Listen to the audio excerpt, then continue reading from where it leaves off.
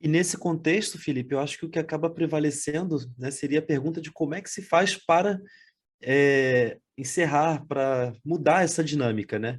E aí vem a minha próxima pergunta para você, que seria relacionada a quais medidas concretas os governos podem tomar para impedir que as patentes limitem o acesso aos medicamentos, né? E aí a gente está tratando aqui, em especial, os medicamentos relacionados ao tratamento da Covid-19, como o baricitinib.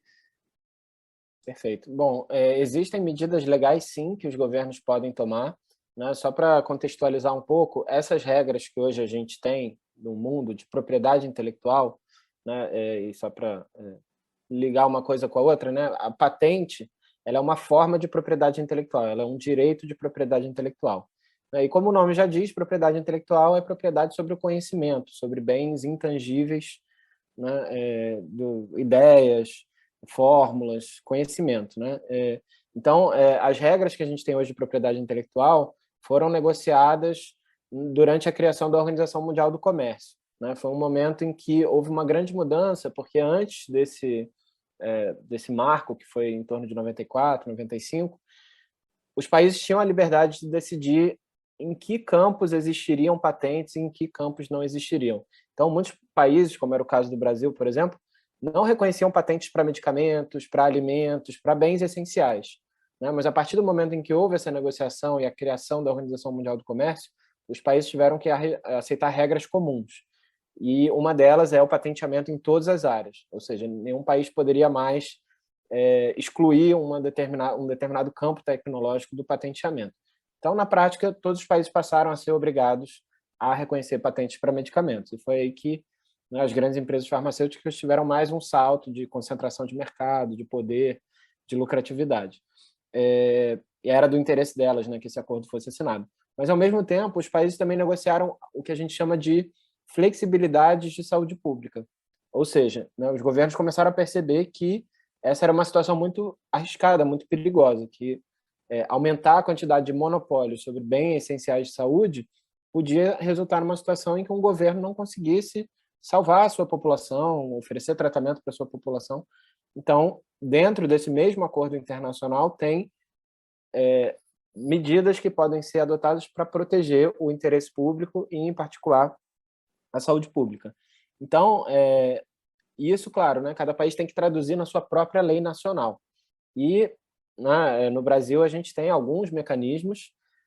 O mais importante, eu diria, na verdade, é o mecanismo preventivo, que é você examinar os pedidos de patente de uma maneira bastante rigorosa, né? Isso é algo que todos os países têm o direito de fazer. Cada país define como vai examinar e muitas vezes os pedidos de patente eles não têm fundamento, são conhecimentos que já estão em domínio público, né? Então tem toda uma série de critérios que os países têm que ter para impedir justamente que haja um patenteamento excessivo, né, e imerecido de produtos e conhecimentos que já são, né, de amplo conhecimento geral. Então, essa é a forma mais efetiva, porque, né, você previne que haja esse problema do monopólio sobre medicamentos. Mas também existe uma estratégia para o momento em que o monopólio já existe, e essa é o licenciamento compulsório, que muita gente chama de quebra de patente. Não é um termo muito preciso, porque, na verdade, quando se faz um licenciamento compulsório, a patente ela continua existindo. O que muda é que é como se o governo autorizasse que outros produtores pudessem também usar aquele conhecimento, pudessem também fabricar aquele mesmo medicamento. Então, com a licença compulsória, a gente abre espaço, por exemplo, para a produção de genéricos ou para a importação de genéricos. Mas a empresa dona da patente continua recebendo royalties, continua tendo alguns benefícios, algumas vantagens.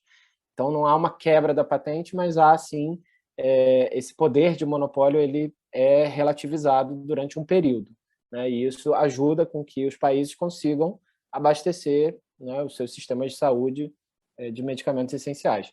Então, para o baricitinib, para outros medicamentos importantes para a COVID, essa é uma medida importante. Inclusive, alguns países usaram a licença compulsória. Israel usou a licença compulsória, foi o primeiro país, já em 2020, usou para um medicamento que ainda estava em teste, mas usou. A Rússia usou a licença compulsória, a Indonésia usou. Tudo isso no contexto da Covid-19. E se a gente olhar para outras doenças, como HIV/AIDS, como câncer, a Índia já usou licença compulsória, o Brasil já usou, e não é uma coisa só de países em desenvolvimento, né? Os países mais ricos, Estados Unidos, Canadá, vários países europeus, ao longo da história usaram também a licença compulsória justamente para tentar equilibrar o sistema, né? Porque quando você dá um monopólio para uma empresa, você está favorecendo o interesse privado, mas o sistema de patente também precisa favorecer o interesse público, e esse tipo de estratégia é justamente pensando nisso.